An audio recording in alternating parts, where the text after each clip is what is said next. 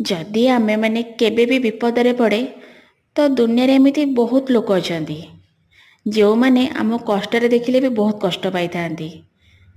आमठारु अधिक भी सेमाने कष्ट पाई थांती कहबाकू गले। तापरे आम पाखकू आसी थांती, आम पाखरे बसी आम सह कांदी थांती। किंतु पर मुहूर्त जितेबाला सेमाने आम पाखरु जाई थांती आम नारे बहुत समालोचना करथांती। मो कहबा कथा गोटे संपर्क रे अभिमान करवा ठीक हेले अभिनय नुहे। आ एमिति लोक मान ठारू चेष्टा करिवे दूरे रहबा पाइका।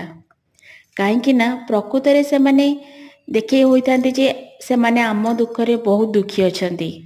किंतु एक्चुअली सत कथा हला से माने हमकु दुख समय रे देखि कि बहुत खुशी होइतांती भितरो। तो एमितिका लोक ठारू दूरे रहबा पई चेष्टा करिवे।